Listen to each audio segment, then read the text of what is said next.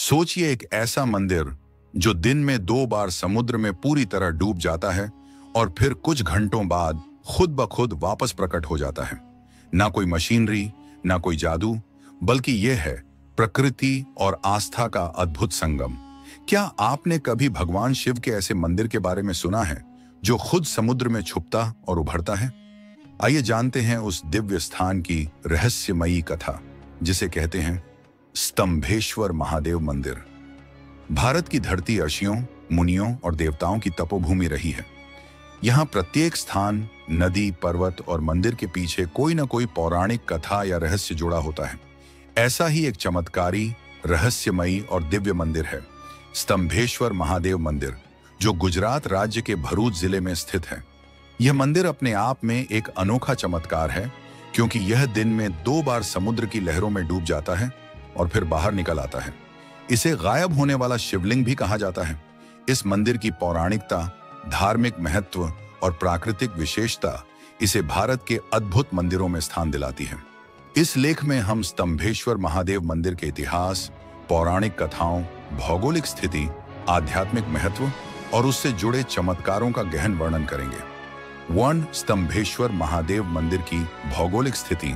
स्तंभेश्वर महादेव मंदिर भारत के पश्चिमी राज्य गुजरात में भरूच जिले के जंबूसर तहसील के कावी कंबोई गांव के समीप अरब सागर और महिसागर, नर्मदा के संगम पर स्थित है। यह मंदिर अरब सागर के तट पर बना हुआ है, जहां पर ज्वार भाटे, टाइड्स की प्रक्रिया प्रत्यक्ष रूप से देखी जा सकती है। इस मंदिर की खासियत यह है कि यह समुद्र की लहरों के बीच स्थित है और दिन में 2 बार, विशेष रूप से ज्वार के समय, पूरा मंदिर जलमग्न हो जाता है और फिर कुछ समय बाद पुनः प्रकट हो जाता है। स्तंभेश्वर महादेव मंदिर भारत का एक रहस्यमयी और अत्यंत पवित्र मंदिर है, जो अरब सागर के किनारे कावी गांव में स्थित है। इसकी सबसे बड़ी विशेषता यह है कि समुद्र में विलीन होता शिवलिंग। यह मंदिर दिन में 2 बार समुद्र की लहरों में पूरी तरह डूब जाता है और कुछ समय बाद फिर से प्रकट हो जाता है। यह नजारा ज्वार भाटे, high tide and low tide के कारण होता है। ज्वार के समय मंदिर पूरी तरह जलमग्न हो जाता है और भाटे के समय पुनः बाहर आ जाता है। प्राचीनता और मान्यता। कहा जाता है कि यह मंदिर लगभग 150 साल पुराना है और यह वही स्थान है जहां भगवान कार्तिकेय ने तारकासुर का वध किया था। फिर इस पाप से मुक्ति के लिए उन्होंने इसी स्थान पर शिवलिंग की स्थापना की थी। शिवलिंग का रहस्य। शिवलिंग स्वयंभू माने जाते हैं और उन्हें स्तंभ के रूप में प्रकट होने के कारण स्तंभेश्वर कहा गया। प्राकृतिक चमत्कार। यह मंदिर प्राकृतिक शक्तियों और तटीय लहरों के समन्वय का एक दुर्लभ उदाहरण है। इसे देखना एक चमत्कारिक अनुभव होता है जब भगवान शिव का मंदिर समुद्र में समा जाता है और फिर वापस प्रकट होता है। तीर्थ और पर्यटक स्थल। यह स्थान न केवल धार्मिक आस्था का केंद्र है, बल्कि एक प्रसिद्ध पर्यटक स्थल भी है, जहां देश विदेश से लोग इस चमत्कार को देखने आते हैं। पौराणिक कथा और स्थापना। स्तंभेश्वर महादेव मंदिर की स्थापना से जुड़ी एक प्रसिद्ध पौराणिक कथा है, जो भगवान शिव, तारकासुर और कार्तिकेय से संबंधित है। तारकासुर वध और शिवलिंग की स्थापना। पुराणों के अनुसार तारकासुर एक अत्यंत बलशाली राक्षस था, जिसने कठोर तप करके ब्रह्मा जी से वरदान प्राप्त कर लिया था कि केवल भगवान शिव का पुत्र ही उसे मार सकता है। इसके बाद उसने त्रिलोक में आतंक मचाना शुरू कर दिया। भगवान शिव ने माता पार्वती से विवाह किया और उनके पुत्र कार्तिकेय, मृगण ने बड़ा होकर तारकासुर का वध किया।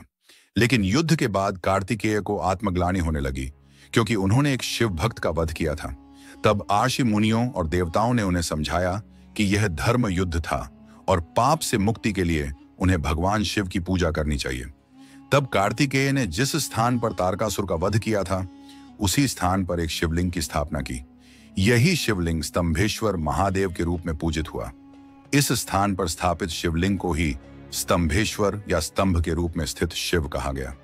स्तंभेश्वर महादेव मंदिर से जुड़ी एक और कथा भी प्रचलित है, जिसमें प्राचीन काल में जब भगवान परशुराम ने अपनी माता रेणुका का वध अपने पिता ऋषि जमदग्नि के आदेश पर कर दिया था, तब उन्हें बहुत गहन आत्मग्लानि हुई।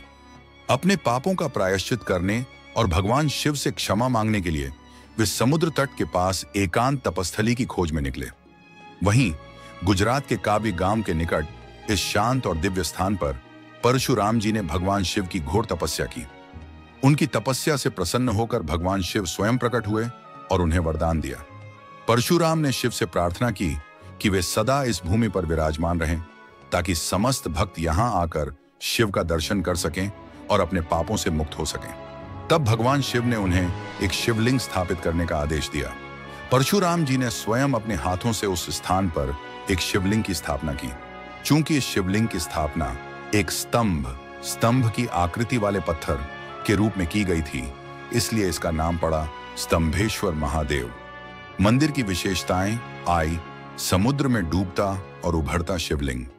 स्तंभेश्वर महादेव मंदिर की सबसे अद्भुत और चमत्कारिक विशेषता यह है कि यह दिन में 2 बार समुद्र की लहरों में डूब जाता है और फिर बाहर निकल आता है।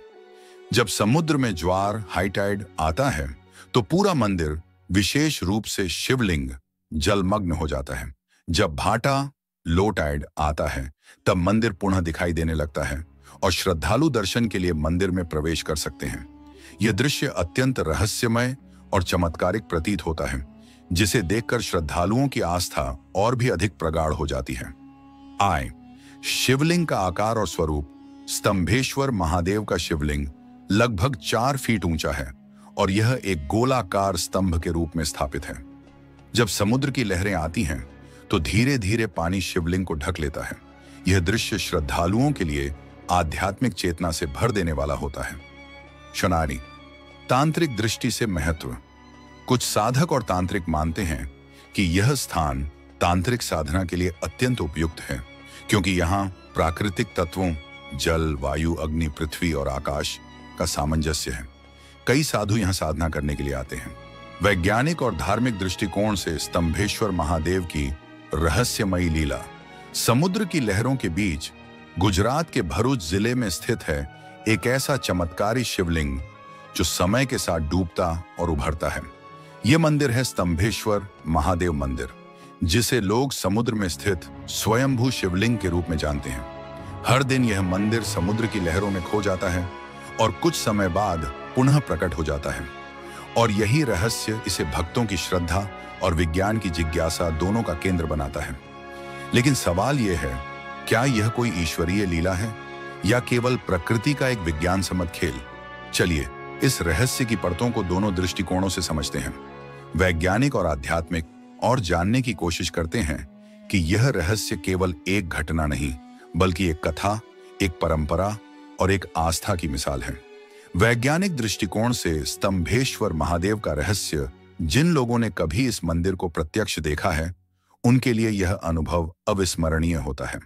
सुबह होते ही जब मंदिर समुद्र की लहरों के बीच प्रकट होता है तो लोग पूजा करने पहुंचते हैं, लेकिन जैसे जैसे समय बीतता है, समुद्र की लहरें धीरे धीरे मंदिर को अपनी बाहों में समा लेती हैं और कुछ ही घंटों में पूरा मंदिर जल में विलीन हो जाता है। इस प्रक्रिया को विज्ञान में टाइड यानी ज्वार भाटा कहा जाता है। ज्वार भाटा पृथ्वी पर एक ऐसा प्राकृतिक घटनाक्रम है जो चंद्रमा और सूर्य की गुरुत्वाकर्षण शक्ति के कारण उत्पन्न होता है। जब चंद्रमा पृथ्वी के निकट आता है तो समुद्र की सतह पर गुरुत्वाकर्षण बल पड़ता है और जल ऊपर की ओर खींचने लगता है, जिससे पानी का स्तर बढ़ता है। इसे ज्वार हाई टाइड कहते हैं। इसी तरह जब चंद्रमा दूर चला जाता है या ग्रहों की स्थिति बदलती है तो पानी की ऊंचाई घटने लगती है, जिसे भाटा लो टाइड कहा जाता है। स्तंभेश्वर महादेव मंदिर ठीक उसी समुद्र तट पर स्थित है जहां ज्वार भाटा की यह प्रक्रिया दिन में 2 बार अत्यधिक तीव्रता से होती है। जब भाटा आता है मंदिर दिखाई देता है, और जब ज्वार आता है वह जल में विलीन हो जाता है। वैज्ञानिकों और भूगर्भ विशेषज्ञों ने भी इस स्थान का निरीक्षण किया है और माना है कि यह एक अनूठा उदाहरण है जहां समुद्र और धरती की भौगोलिक स्थितियों ने मिलकर एक दिव्य स्थल को इस रहस्यमयी रूप में गढ़ा है। धार्मिक और आध्यात्मिक दृष्टिकोण। जहां विज्ञान इस चमत्कार को नियमों और गणनाओं में बांधने की कोशिश करता है, वहीं श्रद्धालु इसे महादेव की लीला मानते हैं। उनका मानना है कि यह कोई सामान्य घटना नहीं, बल्कि स्वयं शिव द्वारा स्थापित एक चमत्कारी प्रक्रिया है जो हमें यह स्मरण कराती है कि सृष्टि के हर कण में शिव का वास है और समय के साथ कुछ भी बदल सकता है। पुराणों में भी इस स्थान का उल्लेख मिलता है। कहते हैं कि तारकासुर नामक एक असुर ने घोर तपस्या कर अमृतत्व का वरदान प्राप्त किया था। केवल शिव पुत्र कार्तिकेय ही उसे पराजित कर सकते थे। जब कार्तिकेय ने उसका वध किया, तब उन्होंने भगवान शिव की कृपा प्राप्त करने के लिए इस स्थल पर तप किया। उस तपस्या के बाद ही यह शिवलिंग प्रकट हुआ और यह माना गया कि स्वयं भगवान शिव ने इसे समुद्र के मध्य में स्थापित किया। भक्तों की मान्यता है कि जब समुद्र इसे ढंक लेता है, तब महादेव स्वयं ध्यान मग्न हो जाते हैं और जब जल पीछे हटता है तो शिव पुनः भक्तों को दर्शन देने के लिए प्रकट होते हैं। यह केवल मंदिर नहीं, एक प्रतीक है परिवर्तन, धैर्य और पुनर्जन्म का। स्तंभेश्वर महादेव मंदिर, जहां समुद्र स्वयं शिव के चरण छूता है। भारतवर्ष की भूमि देवी देवताओं की लीलाओं से पावन रही है। यहाँ हर मंदिर, हर तीर्थ, हर नदी की लहरों में एक गूढ़ रहस्य, एक दिव्य कथा छुपी होती है। लेकिन गुजरात के भरूच जिले के काबी नामक छोटे से गांव में स्थित स्तंभेश्वर महादेव मंदिर की बात ही निराली है। यह कोई साधारण मंदिर नहीं है, बल्कि यह ऐसा स्थान है जहां समुद्र स्वयं शिव के दर्शन करने आता है। यहाँ हर दिन शिवलिंग समुद्र की लहरों में डूब जाता है और फिर लहरों से निकलकर प्रकट होता है, जैसे साक्षात शिव सृष्टि के रहस्यों से उठकर भक्तों के सामने प्रकट हो रहे हों। प्राचीन ग्रंथों में उल्लेख, स्तंभेश्वर महादेव का उल्लेख शिव पुराण और स्कंद पुराण जैसे पुरातन ग्रंथों में मिलता है। यह वही पवित्र भूमि है जहां देवताओं की सहायता से भगवान कार्तिकेय ने महादैत्य तारकासुर का वध किया था। तारकासुर को यह वरदान प्राप्त था कि केवल शिव पुत्र ही उसका वध कर सकता है और इसलिए शिव जी ने ध्यान में लीन रहकर एक महान यौगिक तप किया। बाद में माता पार्वती के साथ उनका विवाह हुआ और उनके पुत्र कार्तिकेय ने युद्ध कर तारकासुर को पराजित किया। युद्ध के उपरांत जब कार्तिकेय को अपराध बोध हुआ कि उसने एक जीव की हत्या की है, तब भगवान शिव ने उसे इसी स्थान पर एक शिवलिंग स्थापित कर तपस्या करने को कहा। तब कार्तिकेय ने यहीं पर शिवलिंग की स्थापना की और उसका नाम रखा स्तंभेश्वर महादेव, अर्थात वह ईश्वर जो स्तंभ का प्रतीक है। प्राकृतिक चमत्कार, स्तंभेश्वर महादेव मंदिर को जो सबसे अद्भुत बनाता है वह है इसका समुद्र में डूबना और उभरना। यह मंदिर अरेबियन सागर के तट पर स्थित है और दिन में 2 बार ज्वार भाटा, हाई टाइड और लो टाइड के कारण यह शिवलिंग पूरी तरह जल में समा जाता है। जब समुद्र की लहरें धीरे धीरे उठती हैं तो ऐसा प्रतीत होता है मानो प्रकृति स्वयं शिव की पूजा कर रही हो, लहरें जैसे उनके चरण धो रही हों। और जब पानी उतरता है तो शिवलिंग पुनः प्रकट होता है, जैसे ध्यान से जागकर फिर से संसार को आशीर्वाद देने आया हो। यह दृश्य इतना दिव्य और रहस्यमय होता है कि जो भी इसे अपनी आंखों से देखता है उसका हृदय श्रद्धा और विस्मय से भर जाता है। जीवन का दर्शन, स्तंभेश्वर महादेव का यह चमत्कारी स्वरूप हमें जीवन की सबसे बड़ी सच्चाई सिखाता है, परिवर्तन। संसार में कुछ भी स्थिर नहीं है। रिश्ते, संपत्ति, यश, सब कुछ क्षण भंगुर है। केवल ईश्वर ही शाश्वत है।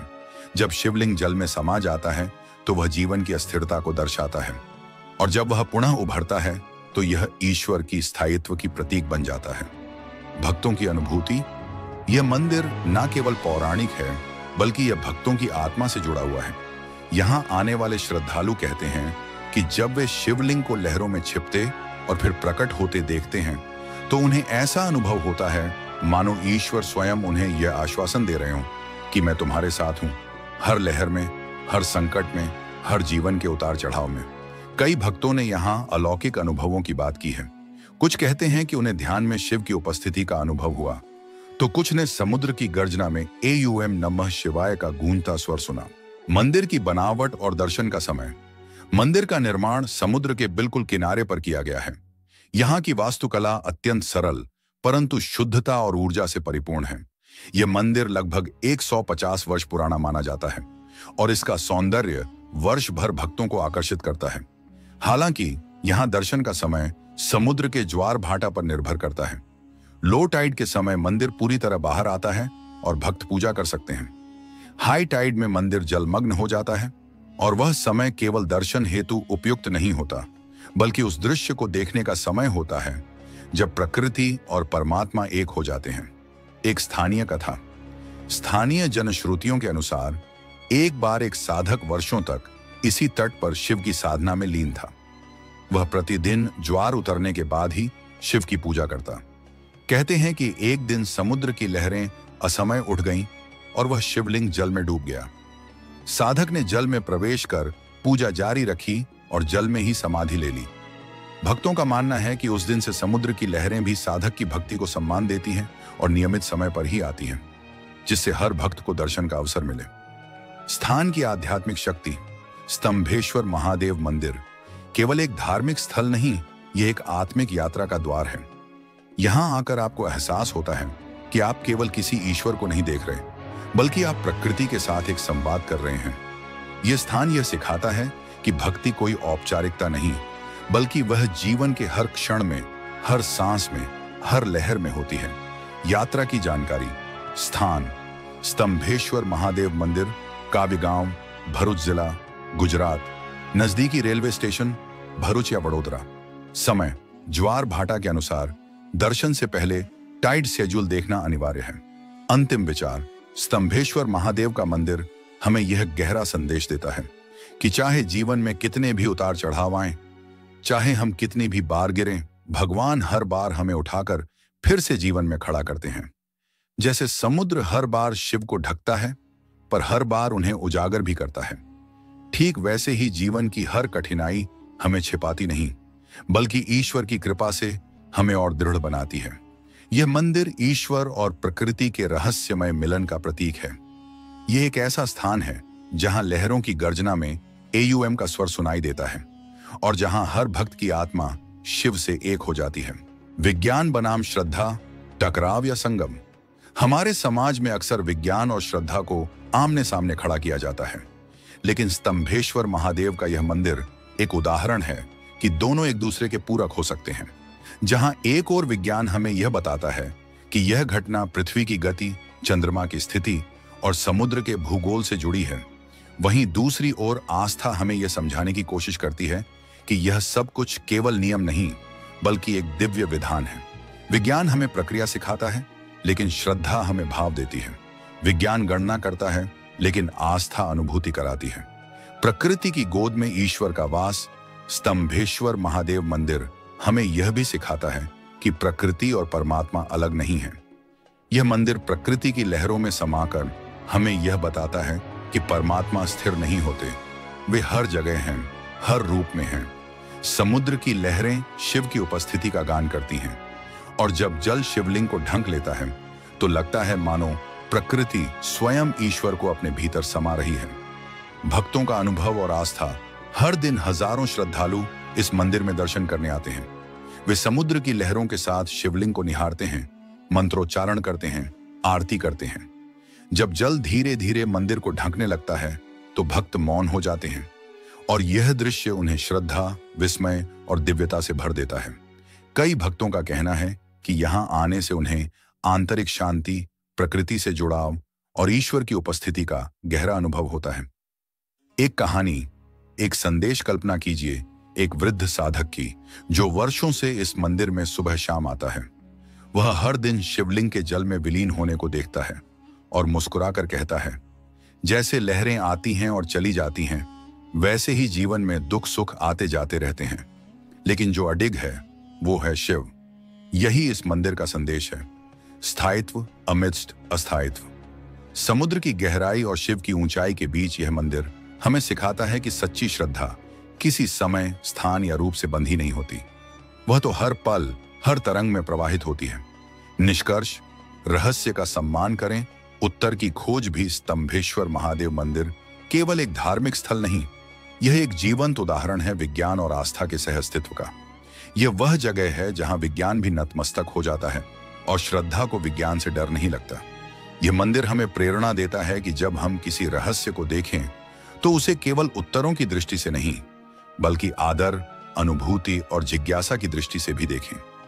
क्योंकि जहां विज्ञान हमें समझाता है कि यह क्यों हुआ, वहीं श्रद्धा हमें यह सिखाती है कि यह क्यों महत्वपूर्ण है।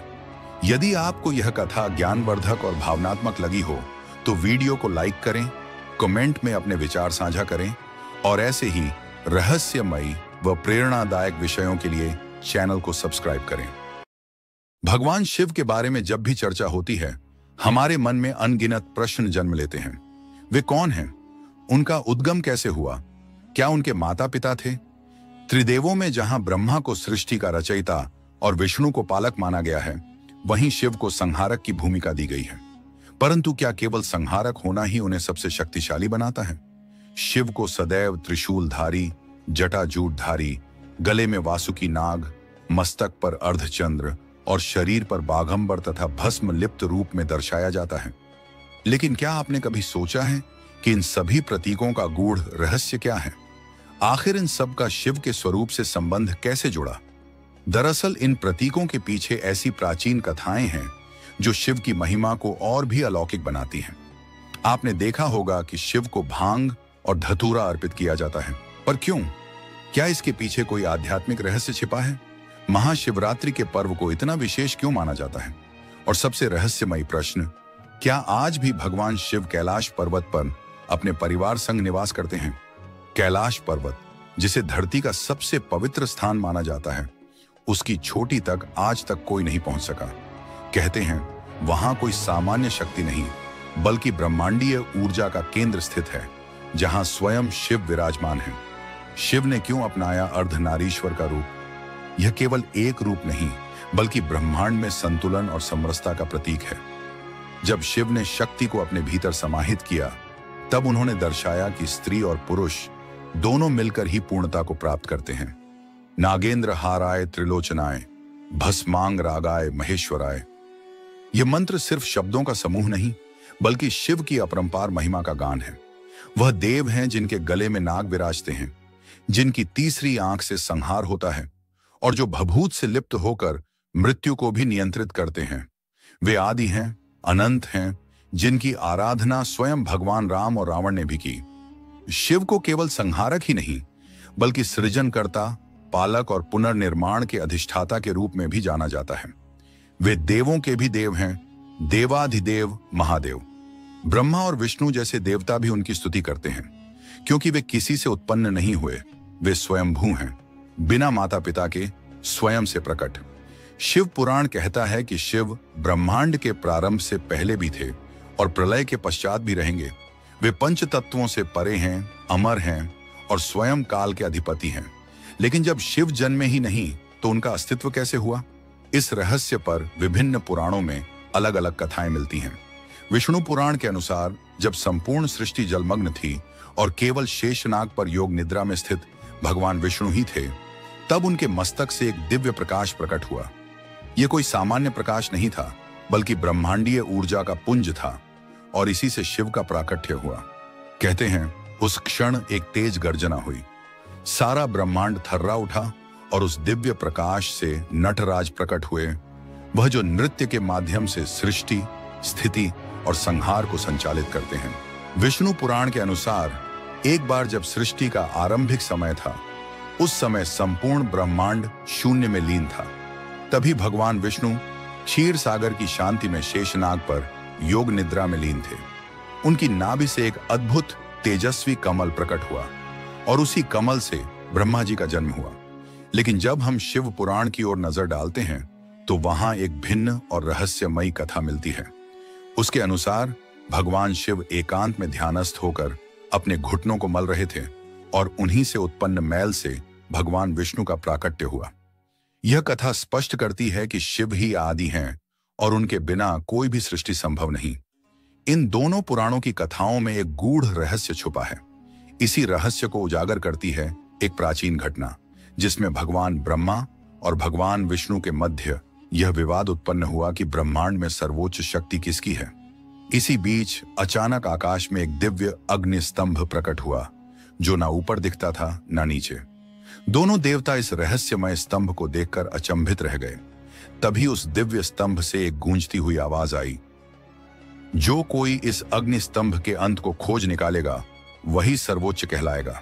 यह चुनौती स्वीकार कर ब्रह्मा जी ने हंस का रूप धारण कर ऊपर की ओर उड़ान भरी, जबकि भगवान विष्णु ने वराह रूप लिया और नीचे की गहराइयों में उतर गए। दोनों ने हजारों वर्षों तक प्रयास किया, लेकिन ना किसी को उसका आदि मिला और ना अंत। हारकर दोनों वापस लौटे। तभी अग्नि स्तंभ से भगवान शिव स्वयं अपने दिव्य रूप में प्रकट हुए। उनका तेज इतना प्रखर था कि ब्रह्मा और विष्णु दोनों ने सिर झुका लिया और स्वीकार किया कि महादेव ही परम और सर्वशक्तिमान हैं। शिव ना उत्पन्न हुए हैं, ना उनका कोई अंत है, इसीलिए उन्हें स्वयंभू कहा जाता है। उनकी महिमा को समझना मनुष्य के लिए सहज नहीं है। शिव केवल एक देव नहीं, बल्कि संपूर्ण सृष्टि के मूल हैं। उनकी भक्ति से ही जीवन की सभी बाधाएं दूर होती हैं। लेकिन एक प्रश्न आज भी लोगों के मन में उठता है, क्या ब्रह्मा जी भगवान शिव के पिता माने जाते हैं? इसका उत्तर हमें विष्णु पुराण की एक और अद्भुत कथा में मिलता है। जब संपूर्ण सृष्टि जल में विलीन थी, धरती, आकाश और पाताल सब कुछ जलमग्न था, तब केवल भगवान विष्णु ही विद्यमान थे।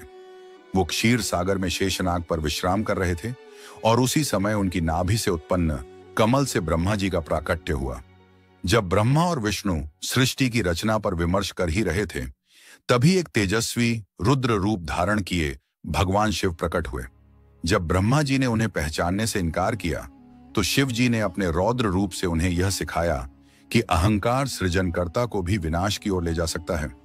तभी से यह मान्यता बनी कि ब्रह्मा, विष्णु और शिव तीनों ब्रह्मांड की रचना, पालन और संहार के प्रतीक हैं, लेकिन शिव की स्थिति त्रिदेवों से भी परे और शाश्वत है। जब ब्रह्मा जी ने भगवान शिव को दीप अर्पित किया, तो शिव प्रसन्न होकर अंतर्ध्यान हो गए। लेकिन यह रहस्यमयी घटना ब्रह्मा जी को चौंका गई। तब भगवान विष्णु ने अपनी दिव्य दृष्टि से ब्रह्मा जी को उनकी भूल का बोध कराया, उन्हें एहसास दिलाया कि उन्होंने शिव की महिमा को पूर्ण रूप से नहीं समझा। पश्चाताप की अग्नि में तपते हुए ब्रह्मा जी ने शिव से क्षमा याचना की और उनसे करुणापूर्वक निवेदन किया, हे प्रभु, कृपा करके मेरे पुत्र रूप में प्रकट हों और सृष्टि के विस्तार में मेरी सहायता करें। भगवान शिव, जो करुणा के सागर हैं, मुस्कुराए और उनकी प्रार्थना स्वीकार कर ली। कालांतर में जब ब्रह्मा जी सृष्टि की रचना में लीन थे, उन्हें संतान की आवश्यकता महसूस हुई। उसी क्षण उन्हें शिव का दिया हुआ वरदान स्मरण हुआ। उन्होंने कठोर तपस्या प्रारंभ की। वर्षों की साधना और भक्ति के पश्चात भगवान शिव एक दिव्य बालक के रूप में उनकी गोद में प्रकट हुए। यह बालक शिव का एकमात्र बाल्य रूप था, अद्वितीय और अलौकिक। जब ब्रह्मा जी ने उनसे नाम पूछा, बालक रोने लगे। उस रुदन से संपूर्ण ब्रह्मांड कंपित हो उठा। इसीलिए ब्रह्मा जी ने उनका नाम रखा रुद्र, जिसका अर्थ होता है रोने वाला। परंतु रुद्र तब भी शांत नहीं हुए। ब्रह्मा जी ने उन्हें मनाने के लिए 108 नामों से पुकारा। हर नाम एक शक्ति, एक तत्व, एक रूप का प्रतीक था। तब जाकर बालक रुद्र शांत हुए। इस कथा से सिद्ध होता है कि भगवान शिव स्वयंभू हैं। न तो उनका जन्म हुआ है, न ही वे कभी अंत को प्राप्त होंगे। वे अनादि अनंत अविनाशी हैं। अब प्रश्न उठता है, शिव के गले में वासुकी नाग क्यों विराजमान है? वासुकी नाग, जो नागों के राजा कहे जाते हैं, भगवान शिव के परम भक्त थे। उनका एकमात्र उद्देश्य था महादेव के चरणों में सदा सर्वदा निवास करना। जब समुद्र मंथन की महागांठा घटी, तब वासुकी को मंदराचल पर्वत के चारों ओर रस्सी की तरह लपेटा गया। देवता और दानव दोनों ही उनकी शक्ति का उपयोग कर रहे थे। इस कठिन प्रक्रिया में वासुकी का शरीर छिल गया, रक्त बहने लगा, लेकिन उनकी भक्ति में तनिक भी कमी नहीं आई। उनकी इस निष्ठा और तप से प्रसन्न होकर भगवान शिव ने उन्हें अपने गले में स्थान दिया और तभी से वासुकी अमृतत्व को प्राप्त हुए और शिव के गले का श्रृंगार बने। अब आइए जानते हैं, शिव ने अपने मस्तक पर चंद्रमा को क्यों स्थान दिया। शिव पुराण में वर्णित है कि राजा दक्ष ने अपनी 27 कन्याओं का विवाह चंद्रदेव से किया था। विवाह के समय चंद्रदेव ने वादा किया कि वे सभी पत्नियों को समान प्रेम और सम्मान देंगे, परंतु विवाह के पश्चात चंद्रमा केवल रोहिणी से अधिक प्रेम करने लगे। बाकी 26 पत्नियां उपेक्षित महसूस करने लगीं और उन्होंने अपने पिता दक्ष से शिकायत की। राजा दक्ष जब यह अन्याय जानकर क्रोधित हुए, तो उन्होंने चंद्रदेव को श्राप दे दिया, तुम क्षीण हो जाओगे, तुम्हारी ज्योति मिट जाएगी। इस श्राप से पीड़ित चंद्रदेव ने कई देवताओं से सहायता मांगी, लेकिन कोई समाधान न मिला। अंततः वे कैलाश पहुंचे और शिव के चरणों में गिर पड़े। उनकी करुण पुकार सुनकर महादेव ने उन्हें अपने मस्तक पर स्थान दिया, ताकि वे धीरे धीरे क्षीण होकर फिर पूर्ण हो सकें। यही से चंद्रमा के कृष्ण पक्ष और शुक्ल पक्ष की परंपरा शुरू हुई। इस कथा से स्पष्ट होता है, जो भी सच्चे मन से भगवान शिव की शरण में आता है, महादेव उसे आश्रय अवश्य प्रदान करते हैं। जब चंद्रदेव को दक्ष प्रजापति के श्राप का भय सताने लगा तो वे सीधे ब्रह्मा जी की शरण में पहुंचे। ब्रह्मा जी ने उन्हें सांत्वना दी और सलाह दी कि वे भगवान शिव की उपासना करें। चंद्रदेव ने हिमालय की कठिन घाटियों में जाकर शिव जी की घोर तपस्या आरंभ की। उनकी तपस्या इतनी गहन थी कि वर्षों तक उन्होंने जल तक का त्याग कर दिया। अंततः भगवान शिव उनकी भक्ति से प्रसन्न हुए और प्रकट होकर उन्हें आशीर्वाद दिया। हे चंद्र, तुम पूर्ण रूप से नष्ट नहीं होगे। तुम प्रतिपदा से अमावस्या तक क्षीण होते जाओगे और पुनः पूर्णिमा तक बढ़ते जाओगे। इसी वरदान के कारण आज भी चंद्रमा हर महीने घटता और बढ़ता है। अमावस्या को जब वह लुप्त होता है और पूर्णिमा को जब वह संपूर्ण दिखता है, यह सब शिव की कृपा का ही परिणाम है। शिव ने चंद्र को अपने मस्तक पर स्थान देकर उन्हें अमृतत्व प्रदान किया। तभी से शिव को चंद्रशेखर कहा जाता है, जिसका अर्थ है जो चंद्र को अपने शीश पर धारण करते हैं। अब जानते हैं कि भगवान शिव अपने शरीर पर भस्म क्यों लगाते हैं। शिव पुराण की एक कथा के अनुसार प्राचीन काल में एक महातपस्वी आर्षि प्रणात गहन वन में तप कर रहे थे। वे केवल फल और वनस्पतियों पर जीवित रहते थे। एक दिन जब वे ध्यानस्थ होकर आश्रम की सफाई कर रहे थे, अचानक उनकी उंगली कट गई, परंतु रक्त की जगह वहां से पत्तों का रस बहने लगा। इस घटना ने उन्हें यह भ्रम दे दिया कि अब उनका शरीर पवित्र वनस्पति रस से बना है। वे स्वयं को सबसे शुद्ध समझने लगे और पूरे ब्रह्मांड में अपना बखान करने लगे। इस अहंकार को समाप्त करने के लिए भगवान शिव एक वृद्ध सन्यासी का रूप धारण करके उनके समक्ष प्रकट हुए। उस साधारण दिखने वाले वृद्ध की आंखों में गहराई थी, स्वर में गंभीरता और चेहरे पर ब्रह्मांडीय तेज। जब आर्षि प्रणात ने उनके दर्शन किए तो उन्हें अनुभव हुआ कि यह कोई साधारण सन्यासी नहीं, स्वयं भगवान शिव हैं। उन्होंने अपने घमंड का त्याग कर उनके चरणों में शीश नवाया। इस घटना के माध्यम से शिव ने यह सिद्ध किया कि शरीर की नहीं, आत्मा की पवित्रता ही सर्वोपरि है और भस्म, जो हर वस्तु का अंतिम सत्य है, वही सबसे पवित्र है। तभी से भगवान शिव अपने अंगों पर भस्म धारण करने लगे। इसीलिए वे भस्मधारी, भूतनाथ और वैराग्य के प्रतीक कहे जाते हैं। अब बात करते हैं भगवान शिव के दिव्य त्रिशूल की, जो केवल एक शस्त्र नहीं बल्कि सृष्टि, स्थिति और संहार का प्रतीक है। पुराणों में वर्णित है कि यह त्रिशूल भगवान शिव ने स्वयं अपनी ऊर्जा से बनाया था, परंतु एक अन्य कथा के अनुसार यह दिव्य अस्त्र उन्हें भगवान विश्वकर्मा द्वारा भेंट में प्राप्त हुआ। यह कथा जुड़ी है सूर्यदेव की प्रचंड ऊष्मा से। सूर्य की पत्नी संजना उनके तीव्र ताप को सहन नहीं कर पाई और अपने पिता विश्वकर्मा से समाधान की याचना की। विश्वकर्मा ने सूर्य की ऊर्जा को सीमित कर उसमें से कुछ अंश को निकाल लिया। इसी दिव्य ऊर्जा से उन्होंने त्रिशूल, चक्र और अन्य दिव्य अस्त्रों का निर्माण किया। त्रिशूल, जिसे शिव ने धारण किया, उनके 3 स्वरूपों का प्रतीक है: सृजन, पालन और संहार। जब शिव अपने त्रिशूल को उठाते हैं तो समस्त त्रिलोक कांप उठता है। यह त्रिशूल शिव के न्याय और धर्म की रक्षा का प्रतीक भी है। यह त्रिशूल का निर्माण भगवान शिव ने किया था, जिसे त्रिशूल के रूप में जाना जाता है। यह त्रिशूल इतना ताकतवर था कि उसे केवल महादेव ही संभाल सकते थे। त्रिशूल के 3 सिर त्रिगुणात्मक शक्तियों का प्रतीक हैं: सत, रज और तम। अब आइए डमरू के रहस्य पर चर्चा करें। पौराणिक मान्यताओं के अनुसार सृष्टि की शुरुआत में कोई ध्वनि नहीं थी। जब देवी सरस्वती प्रकट हुई तब ध्वनि का आरंभ हुआ, लेकिन उसमें कोई लय नहीं थी। तब भगवान शिव ने अपने डमरू को 14 बार बजाया, जिससे व्याकरण, संगीत, छंद और ताल की उत्पत्ति हुई। इस ध्वनि ने ब्रह्मांड में ऊर्जा का संचार किया, जिससे सृष्टि में जीवन और लय का अस्तित्व आया। कहा जाता है कि जब भगवान शिव तांडव नृत्य करते हैं और डमरू बजाते हैं तो संपूर्ण सृष्टि में एक नई ऊर्जा और शक्ति का संचार होता है। इसके बाद हम नंदी के जन्म की कथा पर विचार करें। चिल्लाद मुनि, जो एक महान तपस्वी थे, अपने वंश को आगे बढ़ाने की चिंता से व्याकुल थे। उन्होंने भगवान शिव की कठिन तपस्या की और वरदान मांगा कि उन्हें ऐसा संतान प्राप्त हो जो जन्म और मृत्यु के बंधन से मुक्त हो। भगवान शिव उनकी तपस्या से प्रसन्न हुए और वचन दिया कि वह स्वयं उनके पुत्र के रूप में जन्म लेंगे। कुछ समय बाद शलादर नामक बालक का जन्म हुआ, जिसे उन्होंने नंदी नाम दिया। नंदी के पास अलौकिक शक्तियां थीं और वह बहुत ही ज्ञानवान बने। जब नंदी को संसार के नश्वर होने का ज्ञान हुआ तो वह बहुत दुखी हो गए। तब भगवान शिव ने उन्हें अमृता का वरदान दिया और अपनी सवारी बना लिया। यही कारण है कि हर शिव मंदिर में नंदी की मूर्ति शिवलिंग के सामने स्थापित की जाती है। अब सवाल यह उठता है कि भगवान शिव को भांग का प्रसाद क्यों चढ़ाया जाता है? धार्मिक कथाओं के अनुसार जब समुद्र मंथन से विष उत्पन्न हुआ तो भगवान शिव ने उसे अपने गले में धारण कर लिया ताकि सृष्टि की रक्षा की जा सके। वह विष इतना तीव्र था कि शिव के गले में जलन हो गई। तब माता पार्वती ने इस जलन को शांत करने के लिए भगवान शिव को भांग अर्पित की। आयुर्वेद के अनुसार भांग के पत्तों में औषधीय गुण होते हैं जो शरीर को शीतलता प्रदान करते हैं। हालांकि यह भी कहा गया है कि भांग का अति सेवन मानसिक स्थिति को प्रभावित कर सकता है। आजकल कुछ लोग भक्ति के नाम पर भांग और नशीले पदार्थों का सेवन करते हैं, जो अक्सर एक बुरी लत का रूप ले लेता है। अब महाशिवरात्रि के महत्व पर ध्यान दें।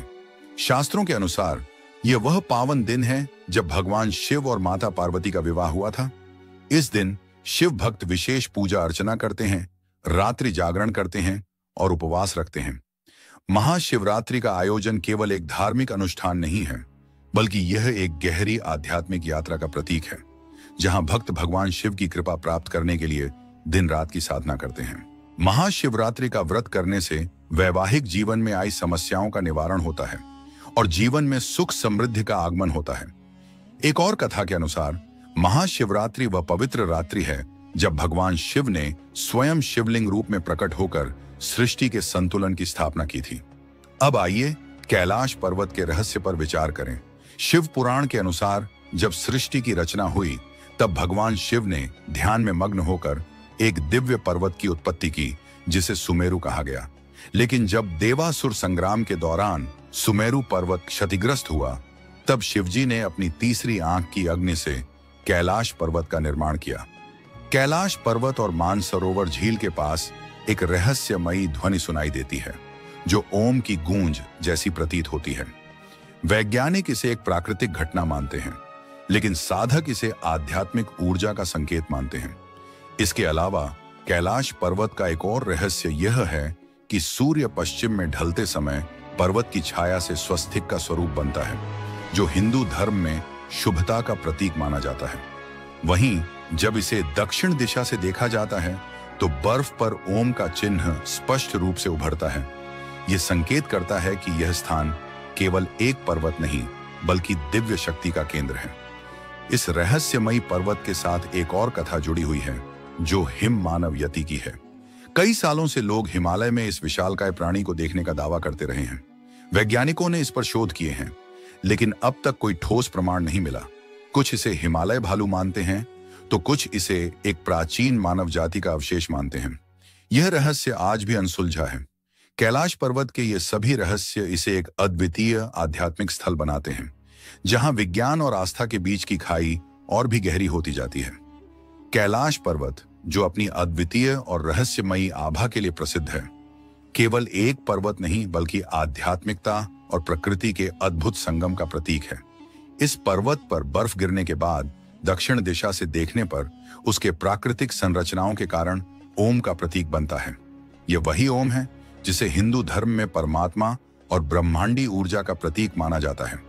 इस दिव्य आकृति को देखकर ऐसा लगता है मानो भगवान शिव की उपस्थिति स्वयं इस स्थान पर है।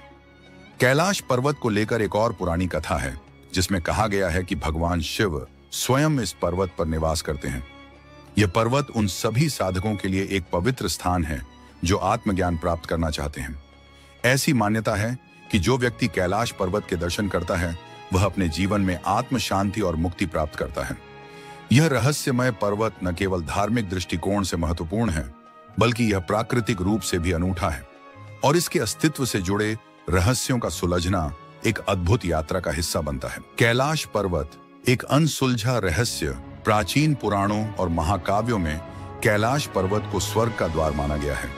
मान्यता है कि पांडव अपनी अंतिम यात्रा के दौरान मोक्ष की प्राप्ति के लिए कैलाश पर्वत की ओर बढ़े थे, जहां धर्मराज युधिष्ठिर ने सत्य और धर्म के कारण स्वर्ग में प्रवेश किया। यह पर्वत न केवल हिंदू धर्म के लिए बल्कि बौद्ध, जैन और तिब्बती बौद्ध धर्म के अनुयायियों के लिए भी अत्यंत पवित्र स्थल है। कैलाश पर्वत की पवित्रता के बारे में अनगिनत कथाएं प्रचलित हैं और हर एक में इस पर्वत की रहस्यमय महिमा का बखान किया गया है। कई वैज्ञानिकों ने इस पर्वत के रहस्यों को समझने की कोशिश की है, लेकिन इस पहाड़ के भौतिक और आध्यात्मिक गुणों को लेकर बहुत से सवाल आज भी अनुत्तरित हैं। ऐसा कहा जाता है कि चीन ने कैलाश पर्वत के शिखर पर हेलीकॉप्टर भेजने का प्रयास किया था, लेकिन अत्यधिक प्रतिकूल मौसम और दिशा भ्रम के कारण वह असफल हो गए।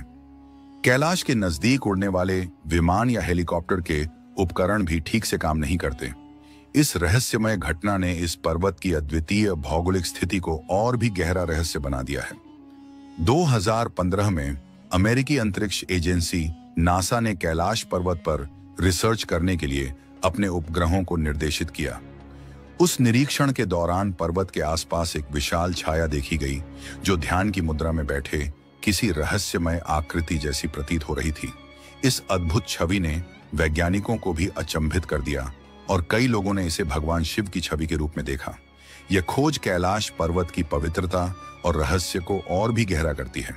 कैलाश पर्वत केवल एक भौगोलिक संरचना नहीं है, बल्कि यह आध्यात्मिकता, शक्ति और चेतना का प्रतीक भी है। यहाँ की अनगिनत कथाएं, रहस्यमय घटनाएं और वैज्ञानिक खोजें इसे और भी दिलचस्प और अद्भुत बनाती हैं। ओम का चिन्ह, स्वर्ग का द्वार या फिर नासा द्वारा की गई रहस्यमय परछाई की खोज कैलाश पर्वत को हर दृष्टिकोण से एक अनसुलझा रहस्य बना देती है। आपको हमारी ये डॉक्यूमेंट्री कैसी लगी? कृपया कमेंट करके हमें अपनी राय बताएं और हमारे चैनल को सब्सक्राइब कर हमारा हौसला बढ़ाएं। हम अगले वीडियो में मिलेंगे, तब तक के लिए जय हिंद। कैलाश पर्वत एक ऐसा रहस्यमय स्थान जिसे समझ पाना आज भी इंसान के लिए असंभव है। ऐसा माना जाता है कि कोई भी इंसान आज तक इस पर्वत की चोटी तक नहीं पहुंच सका, लेकिन क्या यह पूरी सच्चाई है? नहीं, क्योंकि एक ऐसा तांत्रिक था जिसने न केवल कैलाश पर्वत पर चढ़ाई की, बल्कि वह पहला और अब तक का एकमात्र व्यक्ति बना जिसे इस दिव्य स्थान की ऊंचाइयों को छूने की अनुमति मिली। आज हम बात करेंगे तिब्बत के एक भयानक और रहस्यमयी तांत्रिक की, जिसने अपनी तंत्र शक्तियों से एक पूरे गांव को तबाह कर दिया, 80 से अधिक लोगों की जान ली, फिर भी उसे कैलाश पर्वत की पवित्र ऊंचाइयों तक पहुंचने का वरदान मिला। आखिर ऐसा कैसे हुआ? और जब वह तांत्रिक कैलाश की चोटी से वापस लौटा तो उसने ऐसा कुछ बताया जिसे सुनकर तिब्बत की धरती कांप उठी। उसने जो अनुभव साझा किया उसने लोगों की सोच ही बदल दी, यहां तक कि उस खूंखार तांत्रिक को लोग ईश्वर का अवतार मानने लगे। ये कहानी है मिलारेपा की, एक ऐसा इंसान जो अंधकार से चलकर प्रकाश की ओर आया, जिसने काला जादू सीखा, जीवन में तबाही मचाई और फिर आत्मज्ञान के मार्ग पर चलते हुए महान संत बना। आज हम जानेंगे कि कैसे मिलारेपा बना एक खतरनाक तांत्रिक, कैसे उसने अपना जीवन बदला और कैलाश पर्वत पर आखिर उसने ऐसा क्या देखा जिसने उसका जीवन ही नहीं, पूरे तिब्बत का विश्वास बदल डाला। 11वीं शताब्दी के उत्तरार्ध में तिब्बत के दक्षिणी भाग में एक छोटे से गांव में एक बालक का जन्म हुआ जिसका नाम था थोपन। बाद में यही बालक मिला रेपा नाम से प्रसिद्ध हुआ। उसका बचपन सुख, शांति और स्नेह से भरा था। वह अपने माता पिता का इकलौता पुत्र था और उसकी एक छोटी बहन भी थी। पारिवारिक जीवन खुशियों से भरा हुआ था, लेकिन जैसा कि कहा जाता है, समय कभी स्थिर नहीं रहता, और यही हुआ। जब मिलारेपा मात्र 7 वर्ष का था, तभी उसके पिता की अचानक मृत्यु हो गई। मृत्यु से पहले पिता ने एक वसीयत लिखी थी, जिसमें चाचा चाची को यह जिम्मेदारी दी गई थी कि जब तक मिला बड़ा न हो जाए, वे उसकी मां और परिवार की देखरेख करें और संपत्ति की रक्षा करें। लेकिन पिता की चिता ठंडी भी नहीं हुई थी कि चाचा चाची ने अपना असली रूप दिखा दिया। उन्होंने सारी संपत्ति हड़प ली और मिला रेपा व उसकी मां और बहन को नौकर बनाकर रख दिया। जिस घर में कभी खुशियां थीं, वहीं अब आंसुओं और अपमान का राज था। मिला रेपा की मां ने अपने बेटे से वादा किया, एक दिन वो इन अत्याचारों का बदला जरूर लेगी, और यही बना तंत्र की ओर उसके जीवन का पहला कदम। कभी जिन रिश्तों में अपनापन था, अब वही रिश्ते उनके लिए एक कैद खाना बन चुके थे। जिनकी जिंदगी कभी सम्मान से भरी थी, अब वे अपमान और दरिद्रता के अंधेरे में डूब चुके थे। मिला रेपा की मां, जो कभी गांव में एक प्रतिष्ठित महिला मानी जाती थी, आज अपमान और पीड़ा का जीवन जीने को मजबूर थी। समाज की चुप्पी उन्हें अंदर तक तोड़ चुकी थी। उन्होंने अपनी छिनी हुई संपत्ति को बार बार पाने की कोशिश की, लेकिन हर प्रयास असफल रहा। गांव के लोगों ने अन्याय देखा, पर किसी ने आवाज नहीं उठाई। एक दिन टूटी हुई उम्मीदों के बीच उन्होंने कठोर निर्णय लिया। उन्होंने अपने बेटे मिलारेपा से कहा, शायद हम अपना सब कुछ वापस न ला पाएं, लेकिन जो हमें तबाह कर गए उन्हें हम भी चैन से जीने नहीं देंगे। बदला जरूर लेंगे। ये शब्द मिलारेपा के जीवन की दिशा बदलने वाले थे। बदले की आग उनके हृदय में जल उठी थी। मां की आंखों में जो जलता हुआ अपमान देखा, वही उनके मार्गदर्शक बन गया। मिलारेपा ने ठान लिया कि वह तांत्रिक विद्या सीखेगा, एक ऐसी विद्या जो दुश्मनों को बिना सामने आए मिटा दे। इस तलाश में वह पहुंचे अपने अंतिम गुरु के पास, युंग, एक ऐसा भयावह तांत्रिक जिनकी सिद्धियां लोक और परलोक दोनों में विख्यात थीं। गुरु युंग के साय में मिलारेपा ने मृत्यु और विनाश के रहस्यों को सीखा। उनका लक्ष्य अब स्पष्ट था, बदला। उन्होंने ऐसे मंत्रों को सिद्ध किया जिससे वह प्रकृति को अपने आदेशों पर चला सकें। विशेष रूप से ओलावृष्टि का आह्वान करने की शक्ति उन्होंने प्राप्त की। सबसे पहला प्रयोग उन्होंने अपने चाचा और चाची के गांव पर किया। एक दिन आकाश से भारी ओले बरसने लगे, खेत खलिहान तबाह हो गए और गांव वालों पर आतंक छा गया। लोग समझ चुके थे, यह कोई सामान्य आपदा नहीं, यह तांत्रिक प्रकोप है। यह था मिलारेपा का पहला बदला। लेकिन यह अंत नहीं था। वह दिन आया जब चाचा के बेटे की शादी थी। पूरा गांव सज धज कर एकत्र हुआ था। मिलारेपा ने इस समारोह को अपने बदले की आखिरी परीक्षा बनाया। जैसे ही विवाह रस्में शुरू हुई, अचानक वहां जहरीले सांप, विषैले कीड़े और मकड़ियां प्रकट होने लगे। घबराहट और भगदड़ मच गई। तभी एक भीषण हादसा हुआ। घर की छत गिर पड़ी। करीब 80 लोगों की मृत्यु हो गई। मिलारेपा का बदला पूरा हुआ। गांव में उनकी मां ने गर्व से घोषणा की, मेरा बेटा अब निर्भय है, उसने अन्याय का जवाब दे दिया।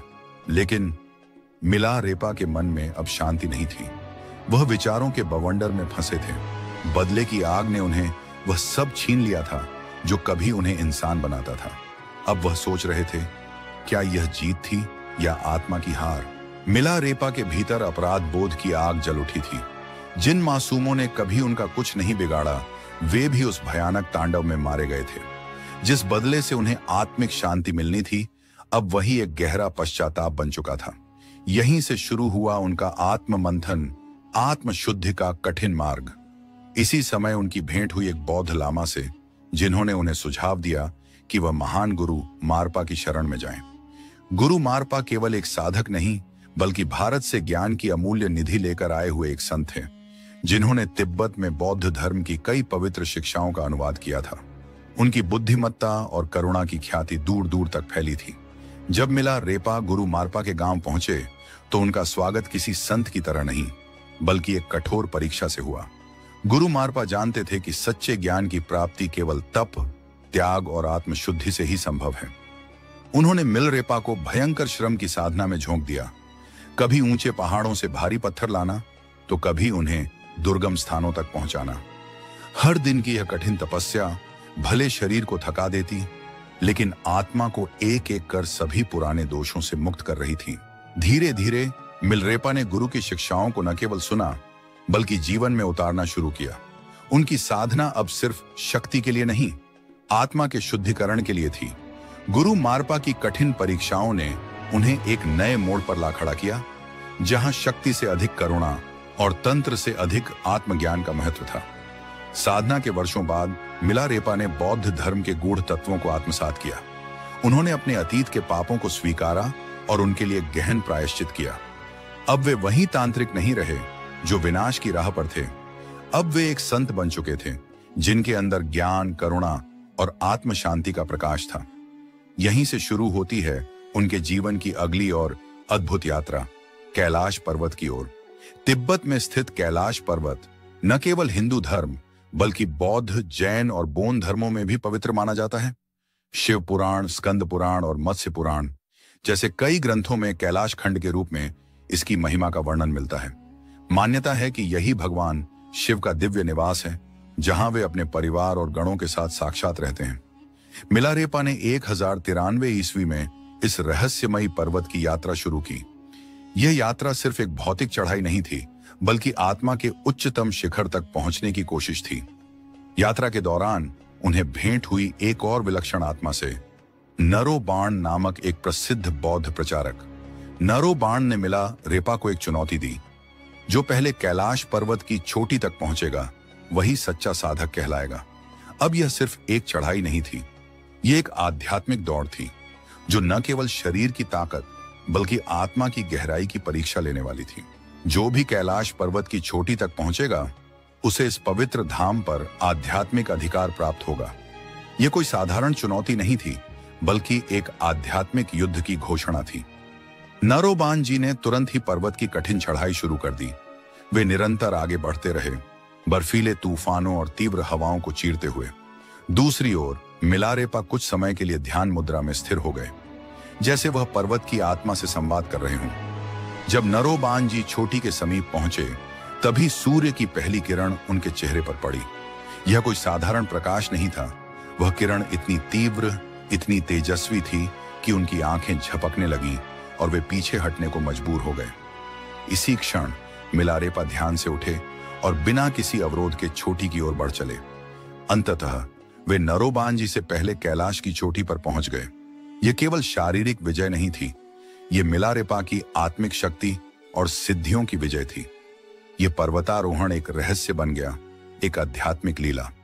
चोटी पर पहुंचकर मिलारेपा ने कुछ ऐसे अनुभव किए जिन्हें शब्दों में पिरोना असंभव है। उन्होंने कहा, कैलाश पर्वत साधारण मानव के लिए नहीं है, यह स्वयं महादेव का निवास है। यहां आकर चढ़ाई करना शिव की तपस्या में विघ्न डालने जैसा पाप है। मिलारेपा का यह संदेश आज भी कैलाश यात्रियों के लिए एक चेतावनी है। केवल वही यहां चढ़ने का प्रयास करें जो आत्मा की गहराइयों में उतर चुके हों, जिन्होंने साधना की चरम सीमाएं छू ली हों। एक और रहस्य यह है कि कैलाश पर्वत की तलहटी में समय की गति सामान्य नहीं है। ऐसा कहा जाता है कि यहाँ एक दिन धरती के 1 माह के बराबर होता है। अर्थात यहाँ यदि आप एक दिन रुकें तो आपके शरीर पर 1 महीने का असर दिखेगा। वैज्ञानिक भाषा में इसे फास्ट एजिंग कहा जाता है, यानी शरीर की कोशिकाएं अत्यधिक तेजी से क्षरण करती हैं। उदाहरण के लिए, यदि सामान्यतः 1 महीने में नाखून 4 बार काटने पड़ते हैं, तो यहाँ एक ही दिन में 4 बार काटने की जरूरत पड़ सकती है। कैलाश की इस दिव्य यात्रा के बाद मिलारेपा की साधना एक नए शिखर पर पहुंच गई। उन्होंने आत्मज्ञान की वो ऊंचाइयां छू ली जहां से जीवन और मृत्यु का भेद मिट जाता है। उन्होंने अपने शिष्यों को भी ध्यान, तपस्या और गूढ़ विद्याओं की शिक्षा दी ताकि वे भी आत्मा की रोशनी में प्रवेश कर सकें। इन्हीं आध्यात्मिक उपलब्धियों के बाद शुरू हुआ उनके जीवन का अंतिम अध्याय। एक दिन उन्हें एक ग्रामीण विवाह समारोह में आमंत्रित किया गया। उनके स्वागत के लिए एक विशेष आसन सजाया गया। उसी समारोह में एक धनवान पंडित भी उपस्थित था जो मिलारेपा की ख्याति से ईर्ष्या करता था। तैयारियों को देखकर हर कोई चकित था। जब मिलारेपा ध्यानमग्न मुद्रा में उस आसन पर बैठे तो वहां उपस्थित एक घमंडी पंडित ने व्यंग्य से कहा, इस भिक्षु के लिए इतनी भव्य तैयारी, क्या यह मुझसे बड़ा ज्ञानी है? पंडित सीधे मिलारेपा के पास आया और अहंकार में डूबे स्वर में बोला, मैंने सुना है कि तुम बहुत ज्ञानी हो, तो इन ग्रंथों को पढ़कर साबित करो कि तुम्हारा ज्ञान कितना गहरा है।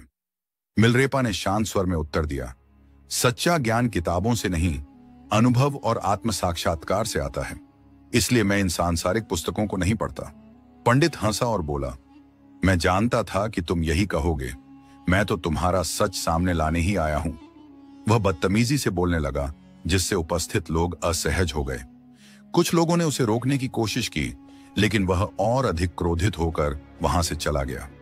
उसके भीतर अब ईर्ष्या और द्वेष की आग जल उठी थी। उसने बदले की भावना से एक षड्यंत्र रचा, मिलारेपा की हत्या का। एक गरीब महिला को लालच देकर उसने कहा, अगर तुम मिलारेपा को यह विष मिला दही खिला दो तो मैं तुम्हें हीरे का हार दूंगा और शादी का वादा भी करता हूं। लालच में आकर वह महिला विष भरा दही लेकर मिलारेपा के पास पहुंची, लेकिन जैसे ही मिलारेपा ने उसे देखा, वे मुस्कुराए और बोले, मैं यह दही अवश्य खाऊंगा, पर पहले वह हीरे का हार तो ले आओ, क्योंकि शादी का वादा तो केवल एक झूठ है। महिला डर के मारे लौट गई और पंडित को सब कुछ बता दिया।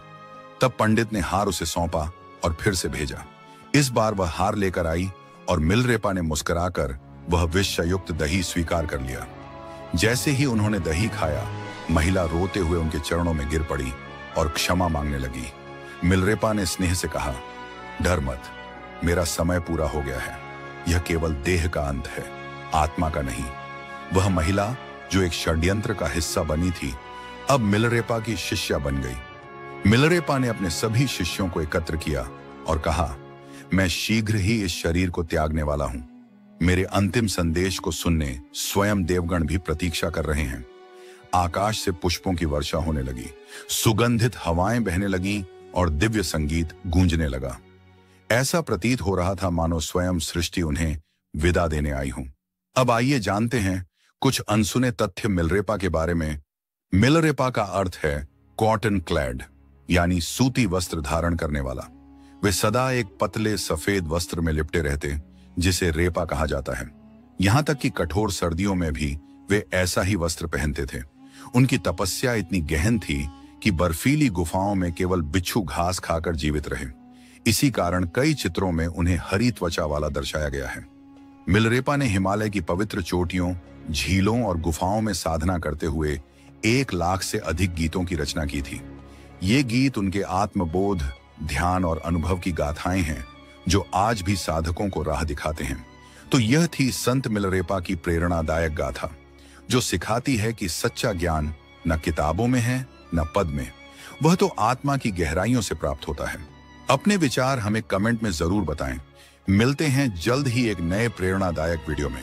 जय हिंद, जय भारत। कैलाश पर्वत, एक अनसुलझा रहस्य जो विज्ञान की समझ से भी परे है। कैलाश पर्वत एक ऐसा स्थान जो सदियों से रहस्यों में डूबा हुआ है। यहाँ की कहानियां सिर्फ पौराणिक ग्रंथों तक ही सीमित नहीं है, बल्कि आधुनिक विज्ञान भी इस पर्वत के रहस्यों को समझने में असमर्थ है। साल 2001 में चीन सरकार ने कुछ ऐसा देखा जिसने उन्हें कैलाश पर्वत पर चढ़ाई करने पर सख्त प्रतिबंध लगाने के लिए मजबूर कर दिया। आखिर वह क्या रहस्य था जिसने चीन को इतना बड़ा कदम उठाने पर मजबूर कर दिया? क्यों इस पर्वत की चोटी तक कोई नहीं पहुंच सकता? आज तक दुनिया की सबसे ऊंची चोटी माउंट एवरेस्ट पर हजारों पर्वतारोही सफलतापूर्वक चढ़ चुके हैं, लेकिन कैलाश पर्वत पर चढ़ने का प्रयास करने वाले या तो रास्ते में ही दम तोड़ देते हैं या फिर कुछ वर्षों के भीतर रहस्यमयी परिस्थितियों में मृत्यु को प्राप्त हो जाते हैं। केवल एक व्यक्ति, एक रहस्यमयी साधु इस पर्वत की चोटी तक पहुंचा था, लेकिन उसने जो देखा उसे कभी किसी के साथ साझा नहीं किया। कैलाश पर्वत पर क्यों बढ़ती है उम्र की रफ्तार? विज्ञान कहता है कि पृथ्वी पर समय की गति हर जगह समान होती है, लेकिन कैलाश पर्वत पर समय कुछ और ही कहानियां बयां करता है। यहां आने वाले तीर्थयात्री दावा करते हैं कि कैलाश के आसपास समय की चाल असामान्य रूप से तेज हो जाती है। कई साधु यह भी मानते हैं कि यहाँ एक अलौकिक ऊर्जा प्रवाहित होती है, जिससे यहाँ मौजूद किसी भी जीव की उम्र 2 गुनी रफ्तार से बढ़ने लगती है। क्या यह किसी प्राचीन शक्ति का प्रभाव है या फिर कोई वैज्ञानिक रहस्य जिसे अभी तक दुनिया नहीं समझ पाई? क्या कैलाश पर्वत के नीचे छिपा है प्राचीन शंभाला नगर? तिब्बती बौद्ध ग्रंथों में वर्णन मिलता है कि कैलाश पर्वत के नीचे एक अदृश्य नगर बसा हुआ है, जिसे शंभाला कहा जाता है। यह कोई साधारण नगर नहीं, बल्कि एक दिव्य लोक माना जाता है, जहां केवल उच्च आत्मिक ऊर्जा वाले लोग ही प्रवेश कर सकते हैं। क्या सच में इस पर्वत के नीचे कोई ऐसी सभ्यता बसी हुई है जो आज भी दुनिया की नजरों से ओझल है? नासा की खोज, जिसने वैज्ञानिकों के होश उड़ा दिए। अमेरिकी अंतरिक्ष एजेंसी नासा ने जब कैलाश पर्वत की ऊंचाई और उसकी संरचना का अध्ययन किया, तो उन्हें कुछ ऐसा देखने को मिला जो किसी साधारण पर्वत में नहीं पाया जाता। सैटेलाइट इमेज में देखा गया कि कैलाश पर्वत एक विशालकाय पिरामिड के आकार का है और यह बिल्कुल सटीक दिशाओं में स्थित है, मानो इसे किसी ने बहुत सोच समझकर बनाया हो। क्या यह कोई प्राकृतिक संरचना है या किसी प्राचीन सभ्यता द्वारा निर्मित एक दिव्य संरचना? जब चीन ने कैलाश पर्वत पर हेलीकॉप्टर भेजा, चीन ने कैलाश पर्वत के रहस्यों को समझने के लिए जब इस क्षेत्र में एक हेलीकॉप्टर भेजा, तो कुछ चौंकाने वाली घटनाएं घटीं। बताया जाता है कि जैसे ही हेलीकॉप्टर पर्वत के शिखर के करीब पहुंचा, उसके सभी नेविगेशन सिस्टम अचानक से फेल हो गए और हेलीकॉप्टर को आपातकालीन लैंडिंग करनी पड़ी। कुछ रिपोर्ट्स में यह भी दावा किया गया कि हेलीकॉप्टर के पायलट ने वहां एक अदृश्य ऊर्जा के प्रभाव को महसूस किया। कुबेर की नगरी और कैलाश का दिव्य प्रभाव। हिंदू मान्यताओं के अनुसार कैलाश पर्वत के पास धन के स्वामी कुबेर की नगरी स्थित है, जहां अपार संपत्ति और दिव्य खजाने छुपे हुए हैं। यह भी कहा जाता है कि जो कोई भी इस पर्वत के आसपास आध्यात्मिक साधना करता है, उसे दिव्य दृष्टि प्राप्त होती है और उसकी सभी इच्छाएं पूरी हो जाती हैं। तो आखिर कैलाश पर्वत सिर्फ एक पहाड़ है या कोई रहस्यमयी शक्ति केंद्र? क्या यहाँ कोई प्राचीन सभ्यता मौजूद है या फिर यह कोई दैवीय संरचना है? इन सवालों के जवाब आज भी अनसुलझे हैं। लेकिन एक बात तो तय है, कैलाश सिर्फ एक पर्वत नहीं, बल्कि एक ऐसा रहस्य है जो हमारी समझ से कहीं परे है। कैलाश पर्वत आस्था, रहस्य और अद्भुत शक्तियों का केंद्र कहा जाता है कि जो व्यक्ति अपने जीवन में सत्कर्म और पुण्य अर्जित करता है, उसकी आत्मा को मृत्यु के उपरांत कैलाश पर्वत पर स्थान मिलता है। यही कारण है कि यह पर्वत न केवल धार्मिक आस्था का केंद्र है, बल्कि इसे दुनिया के सबसे अद्भुत और रहस्यमयी पर्वतों में भी गिना जाता है। समुद्र तल से 6,718 मीटर की ऊंचाई पर स्थित कैलाश पर्वत हिंदू, बौद्ध और जैन धर्म के अनुयायियों के लिए परम पवित्र स्थल है। धार्मिक मान्यताएं और आस्था का प्रतीक हिंदू धर्म में कैलाश पर्वत को भगवान शिव का दिव्य निवास माना जाता है, जहां वे माता पार्वती के साथ निवास करते हैं। मान्यता है कि यह वही स्थान है जहां शिव जी ने योग और ध्यान की अद्भुत साधनाएं की और कैलाश को सृष्टि के केंद्र का स्वरूप प्रदान किया। बौद्ध धर्म के अनुयायी मानते हैं कि परम आनंद के प्रतीक बुद्ध डेमचौक चक्र संवर इस पर्वत के अधिष्ठाता देव हैं। वहीं जैन धर्म में इसे अष्टापद पर्वत के नाम से जाना जाता है, जहां प्रथम तीर्थंकर भगवान ऋषभदेव ने निर्वाण प्राप्त किया था। इन मान्यताओं के कारण कैलाश पर्वत को सिर्फ एक पर्वत नहीं, बल्कि आध्यात्मिक ऊर्जा का केंद्र माना जाता है। क्या कैलाश पर्वत वास्तव में एक प्राचीन पिरामिड है? साल 1999 में रूस के एक प्रसिद्ध खोजकर्ता अर्नेस्ट मुल्दाशिफ और उनकी टीम ने कैलाश पर्वत के रहस्यों को जानने के लिए एक रोमांचक यात्रा की। इस दल में भूवैज्ञानिक, भौतिकविद और इतिहासकार शामिल थे। उन्होंने कैलाश पर्वत के आसपास कई महीने बिताए और वहां की रहस्यमयी गतिविधियों का अध्ययन किया।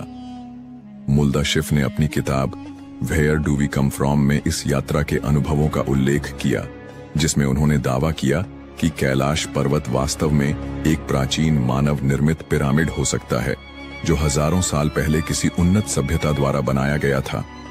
उनके अनुसार यह पर्वत अनेक छोटे छोटे पिरामिडों से घिरा हुआ है और एक विशेष ऊर्जा केंद्र के रूप में कार्य करता है। कैलाश पर्वत के भीतर से आती अजीब आवाजें। इस शोध दल ने बताया कि जब वे रात के समय पर्वत के पास रुके तो उन्होंने महसूस किया कि पहाड़ के भीतर से एक अजीब तरह की फुसफुसाहट और पत्थरों के गिरने की आवाजें आ रही थीं। ऐसा प्रतीत होता था जैसे पर्वत के अंदर कोई छिपा हुआ संसार हो। एक रात जब मुल्दाशिफ और उनके साथी विश्राम कर रहे थे, उन्होंने स्पष्ट रूप से पत्थरों के खिसकने और किसी के चलने जैसी आवाजें सुनी। यह एक अविश्वसनीय अनुभव था, जिसने उन्हें यह सोचने पर मजबूर कर दिया कि क्या कैलाश पर्वत वास्तव में किसी गुप्त शक्ति या अलौकिक जीवों का निवास स्थान है। समय की गति में विचित्र परिवर्तन। कैलाश पर्वत के आसपास समय भी अपनी गति बदल लेता है। यहाँ आने वाले कई यात्रियों ने पाया कि उनके बाल और नाखून असामान्य रूप से तेजी से बढ़ने लगते हैं। जहाँ आमतौर पर बाल और नाखून बढ़ने में हफ्तों का समय लगता है, वहीं कैलाश पर्वत के निकट मात्र 2 दिनों में ही बाल और नाखून काफी बड़े हो जाते हैं। वैज्ञानिकों का मानना है कि यह कैलाश क्षेत्र की विशेष चुंबकीय ऊर्जा के कारण हो सकता है, जो शरीर की कोशिकाओं की वृद्धि दर को बढ़ा देती है। लेकिन इस रहस्य का अब तक कोई ठोस वैज्ञानिक प्रमाण नहीं मिल पाया है। कैलाश पर्वत एक अनसुलझी पहेली। कैलाश पर्वत को लेकर कई कथाएं और दावे किए जाते हैं, लेकिन अब तक कोई भी वैज्ञानिक या खोजी दल इसके रहस्यों की गहराई तक नहीं पहुंच पाया है। यह स्थान सिर्फ एक पर्वत नहीं, बल्कि अध्यात्म, चमत्कार और अनसुलझे रहस्यों का अद्भुत संगम है। तो क्या कैलाश पर्वत वास्तव में भगवान शिव का निवास स्थान है? क्या यह कोई प्राचीन पिरामिड है या फिर यहाँ कोई ऐसी अलौकिक शक्ति छिपी हुई है जिसे आज तक कोई नहीं समझ पाया। कैलाश पर्वत, एक दिव्य रहस्य। जब आप कैलाश पर्वत के पवित्र क्षेत्र में प्रवेश करते हैं तो ऐसा महसूस होता है जैसे आसमान में कोई विमान उड़ रहा हो, लेकिन ध्यान से सुनने पर यह ध्वनि किसी साधारण गड़गड़ाहट जैसी नहीं लगती। यह ध्वनि कभी डमरू के नाद जैसी प्रतीत होती है तो कभी AUM की पवित्र गूंज के समान। वैज्ञानिक इसे एक प्राकृतिक घटना मानते हैं और कहते हैं कि यह ध्वनि संभवतः बर्फ के पिघलने से उत्पन्न होती है। लेकिन क्या यह सिर्फ एक संयोग है, ध्वनि या दिव्य संकेत? वहां जाने वाले कई साधक और यात्री मानते हैं कि यह कोई साधारण प्राकृतिक ध्वनि नहीं, बल्कि एक दिव्य संकेत है। ऐसा कहा जाता है कि कैलाश पर्वत की अत्यंत शक्तिशाली ऊर्जा और उसकी आध्यात्मिक तरंगें इस ध्वनि को जन्म देती हैं। तिब्बती ग्रंथों में भी उल्लेख मिलता है कि इस पर्वत के आसपास एक अदृश्य कंपन रहता है जो केवल साधना में लीन योगियों को अनुभव होता है।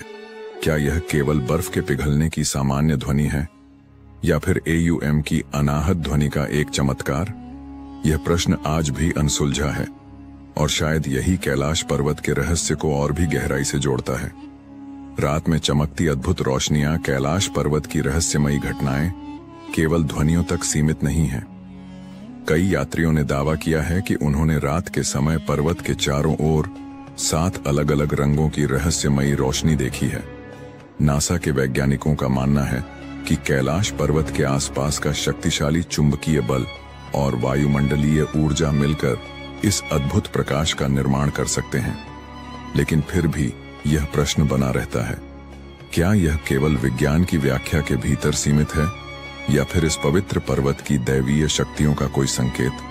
हिम मानव, मिथक या वास्तविकता? क्या आपने हिम मानव या यति की कहानियां सुनी हैं? यह एक रहस्यमयी विशालकाय प्राणी है जिसे कैलाश पर्वत और हिमालय के दुर्गम क्षेत्रों में देखा गया है। वर्षों से इस क्षेत्र में रहने वाले लोग दावा करते हैं कि उन्होंने अपनी आंखों से इस विचित्र प्राणी को देखा है। लेकिन क्या यह एक विशाल भालू है, कोई अज्ञात जंगली मानव या फिर किसी प्राचीन युग का अंतिम अवशेष?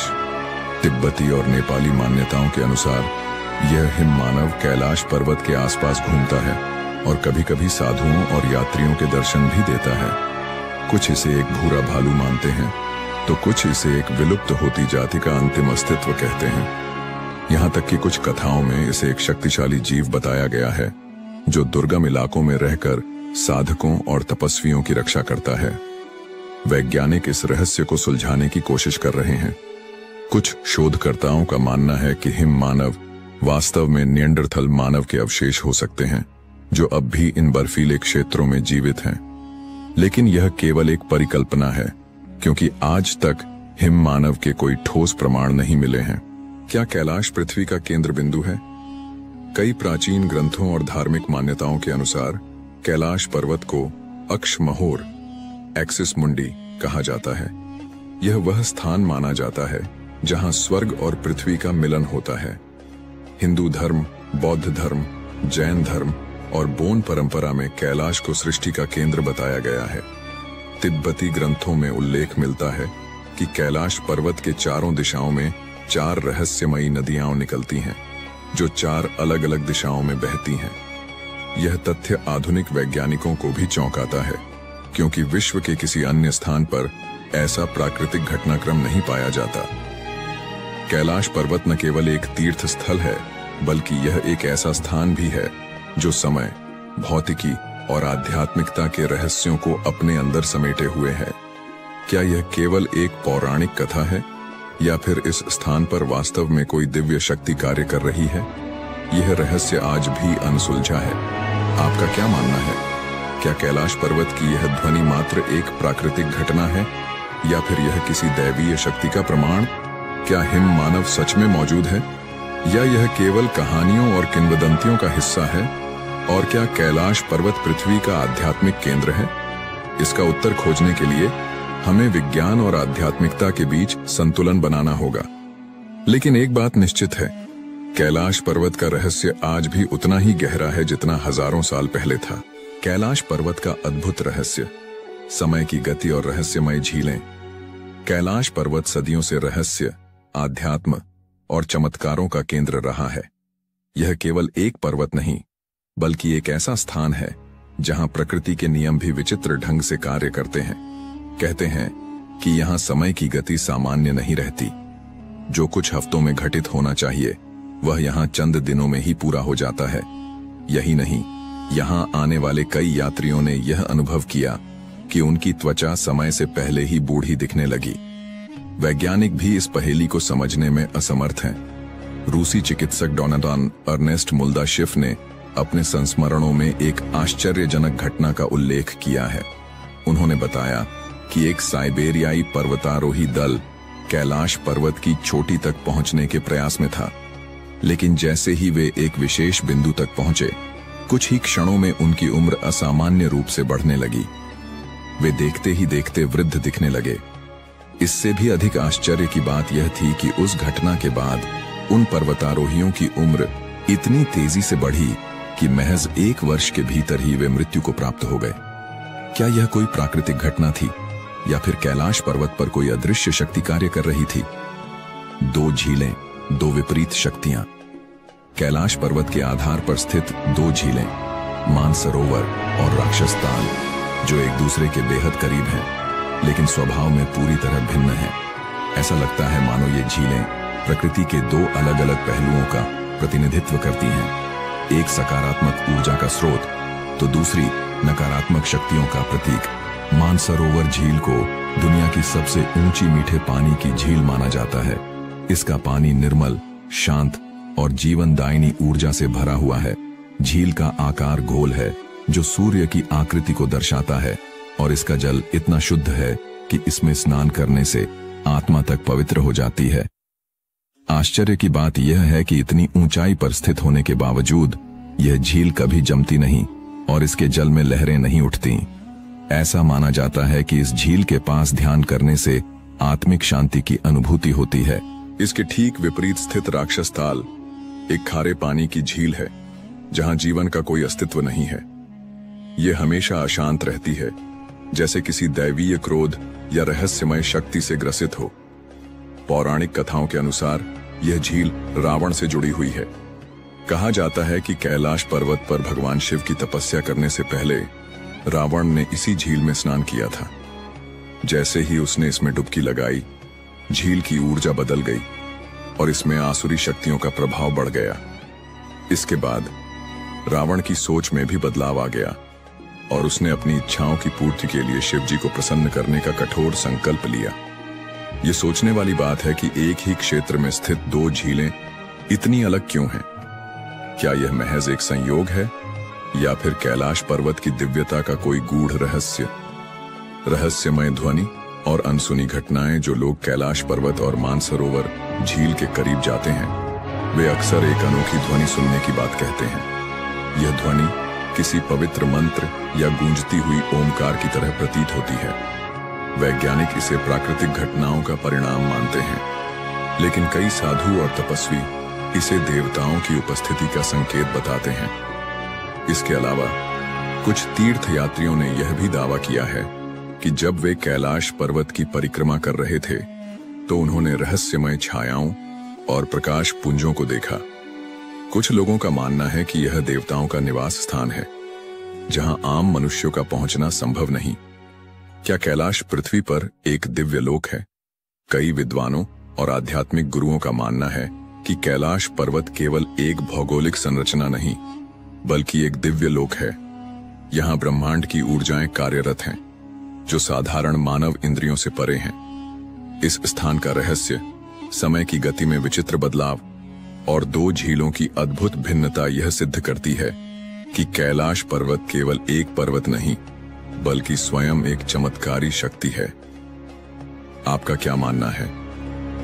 क्या कैलाश पर्वत सच में एक अदृश्य शक्ति का केंद्र है, या यह महज हमारी कल्पना का हिस्सा है? रहस्यमय कैलाश पर्वत, जहां विज्ञान भी चौंक जाता है। कैलाश पर्वत, जिसे भगवान शिव का दिव्य निवास कहा जाता है, सदियों से आस्था, रहस्य और अध्यात्म का केंद्र बना हुआ है। इस पवित्र पर्वत पर चढ़ाई करने की अंतिम कोशिश वर्ष 2001 में हुई थी, जब चीन ने अपनी ओर से स्पेन की एक पर्वतारोही टीम को इसकी चोटी तक पहुंचने की अनुमति दी थी। लेकिन आश्चर्य की बात यह है कि अत्याधुनिक उपकरणों और पूरी तैयारी के बावजूद यह टीम भी कैलाश की चोटी तक नहीं पहुंच सकी। ऐसा कहा जाता है कि यह केवल एक पर्वत नहीं बल्कि एक दैवीय शक्ति का केंद्र है, जहां साधारण मानव के लिए प्रवेश करना संभव नहीं। इसी मान्यता के चलते चीन ने भी इस पर्वत पर चढ़ाई करने पर पूरी तरह से प्रतिबंध लगा दिया। क्यों है कैलाश पर्वत अद्भुत? कैलाश हमें यह याद दिलाता है कि दुनिया में कुछ चीजें इंसानी दायरे से बाहर होती हैं। केवल भौतिक शक्ति से इस पर्वत को जीतना संभव नहीं, बल्कि यहां पहुंचने के लिए आध्यात्मिक ऊर्जा और परम चेतना की आवश्यकता होती है। शायद यही कारण है कि आज तक कोई भी इसकी चोटी पर पैर नहीं रख सका। कैलाश की रहस्यमयी छाया, स्वस्तिक और AUM का प्रकट होना, कैलाश पर्वत पर घटने वाली कुछ घटनाएं विज्ञान को भी चुनौती देती हैं। जब सूर्य इस पर्वत के पीछे ढलता है तो इसकी छाया में एक अद्भुत स्वस्तिक का प्रतीक उभरता है। यह वही स्वस्तिक है जिसे हिंदू धर्म में शुभता और समृद्धि का प्रतीक माना जाता है। यह दृश्य ऐसा प्रतीत होता है जैसे भगवान शिव और सूर्यदेव के बीच कोई आध्यात्मिक संवाद स्थापित हो रहा हो।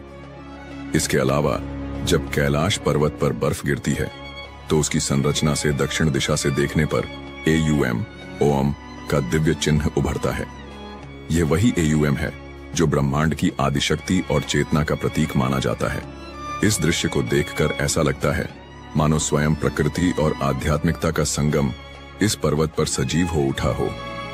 क्या कैलाश पर्वत स्वर्ग की सीढ़ी है? प्राचीन ग्रंथों में कहा गया है कि कैलाश पर्वत केवल एक पर्वत नहीं बल्कि स्वर्ग और पृथ्वी के बीच एक पवित्र धुरी है। रामायण के अनुसार रावण ने इस पर्वत पर स्वर्ग तक पहुंचने के लिए एक सीढ़ी बनाने का प्रयास किया था। हालांकि भगवान शिव की कृपा से यह प्रयास असफल रहा। महाभारत में भी इसका उल्लेख मिलता है, जहां पांडव और द्रौपदी मोक्ष प्राप्ति के लिए कैलाश पर्वत की ओर बढ़ते हैं। यह माना जाता है कि जो भी इस पर्वत के रहस्यों को समझने और आत्मसात करने में सफल होता है, वह जन्म मृत्यु के चक्र से मुक्त होकर परम धाम की ओर चला जाता है। क्या कैलाश एक ऊर्जा स्तंभ है? कुछ वैज्ञानिकों का मानना है कि कैलाश पर्वत केवल एक साधारण पर्वत नहीं बल्कि एक ऊर्जा स्तंभ, एनर्जी एक्सिस है, जिससे एक अदृश्य कंपन, वाइब्रेशनल फ्रीक्वेंसी निकलता है। कुछ लोगों का तो यह भी दावा है कि कैलाश पर्वत के पास पहुंचने पर समय का एहसास बदलने लगता है। यात्री बताते हैं कि यहाँ घड़ियां तेज चलने लगती हैं, शरीर पर अजीब ऊर्जा का प्रभाव महसूस होता है और यहाँ तक कि कई लोगों के बाल और नाखून असामान्य रूप से तेजी से बढ़ने लगते हैं। क्या कैलाश इंसान की पहुंच से परे रहेगा? इतिहास गवाह है कि जितनी भी पर्वतारोहण टीमों ने कैलाश की चोटी पर पहुंचने की कोशिश की, उन्हें किसी न किसी अदृश्य शक्ति ने रोक दिया। यह केवल एक साधारण पहाड़ नहीं बल्कि शिव का धाम है, जहां प्रवेश करने के लिए केवल शारीरिक बल नहीं बल्कि आध्यात्मिक शुद्धता की आवश्यकता होती है। शायद यही कारण है कि आज तक कोई भी इस पर्वत की चोटी पर कदम नहीं रख सका। तो क्या कैलाश हमेशा के लिए मानव सभ्यता की पहुंच से परे रहेगा या फिर भविष्य में कोई इसका रहस्य खोल सकेगा? यह तो आने वाला समय ही बताएगा।